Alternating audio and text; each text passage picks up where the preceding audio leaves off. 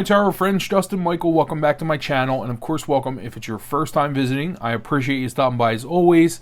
In this video we're going to take a quick look at the Jean Noblet by Artisan Tarot. It was very kindly sent to me for review, and this is actually the second deck I'll be reviewing of theirs. The first was the Nicolas Convert, which I was really thrilled with. It was a very high quality deck, very user friendly, the quality was great.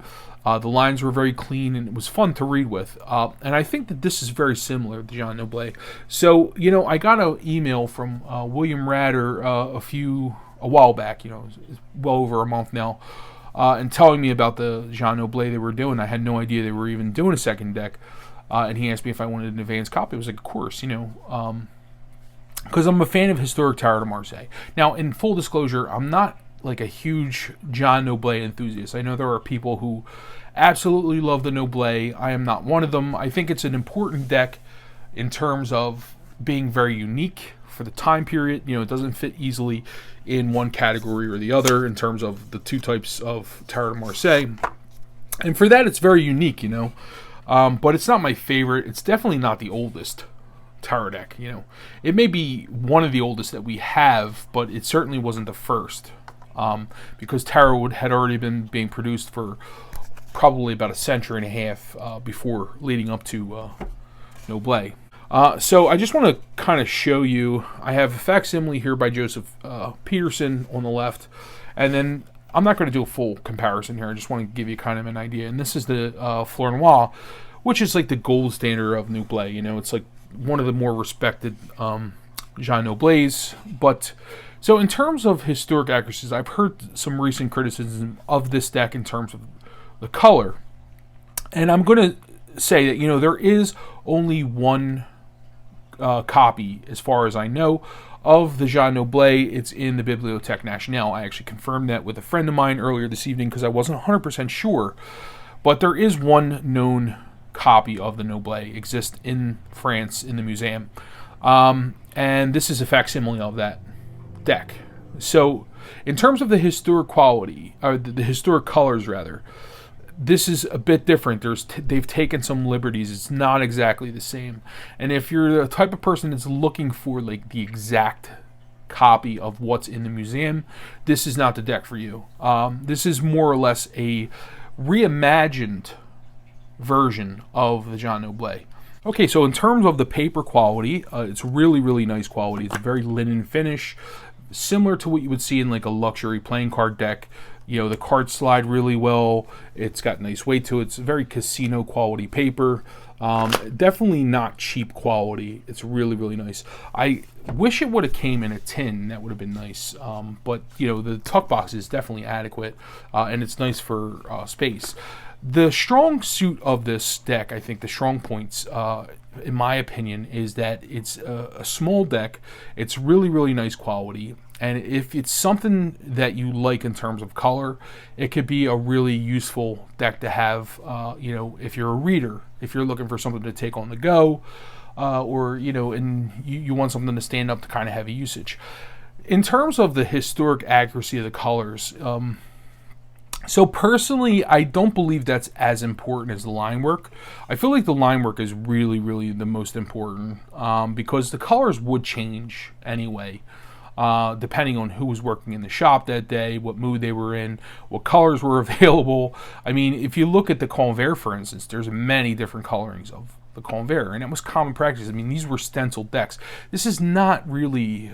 it's a high art in my opinion because I love it, but it wasn't considered in its day a high form of art. These were craftspeople. They were games being produced, and so my point is that if you like the color, it resonates with you.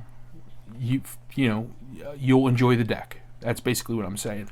And as far as I'm concerned, like, this is not a collection piece for me. It's something I'm going to be using. It's not something I'm going to use to compare kind of other rests, because I love doing comparisons. I mean, if you watch my channel, I love to compare different cards. This is going to be a facsimile. This is a photograph of how it looks in the museum. This is a restoration in terms of probably like the line work is heavily redrawn and worked on. The colors are reimagined or reinterpreted, but in terms of probably what Fleur Noir thought the deck would have looked like the day it came out of the shop. And this is a little more imaginative.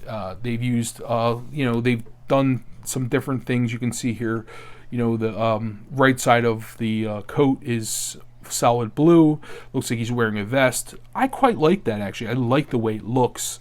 I don't find a problem with it. Most of the major symbolism is the same as there.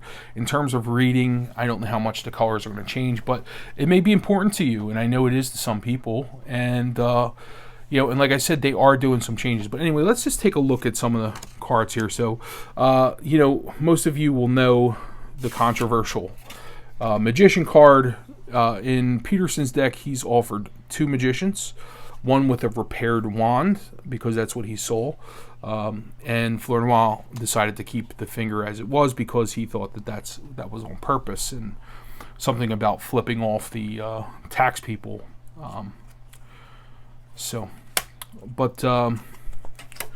You can see the color scheme is very, very different than the other two. I mean, so he's taking some liberties. I know I watched a few walkthroughs, and some people pointed out that it was a very gray color instead of blue. I don't really see a problem with that. I mean, if you like the colors, you'll like them,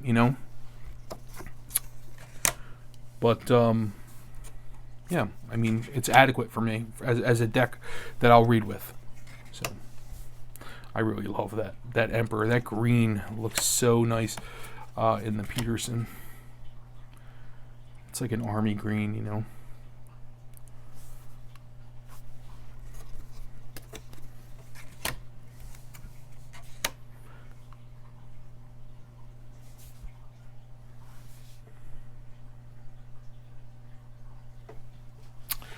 The Angel looks really good. I mean, I like it. I really like it. I think it's different, and it's very modern. It's like a modern Noblet, basically. And to me, it seems like that's what they were going for, as opposed to like accuracy, historic accuracy. If you want historic accuracy, ask Yves Renaud to do a Noblet, or buy the Peterson. Get the Fleur Noir if it is something you like.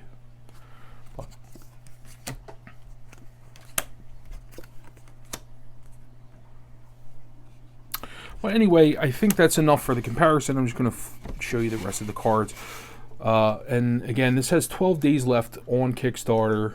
All the information will be down below. If it's something that resonates with you, check it out. Check them out on Instagram. I know they're going to be doing a whole line of these decks, so that's very exciting to me. I quite like the gray, actually. I don't mind that at all. And I've been definitely reading with this deck a lot.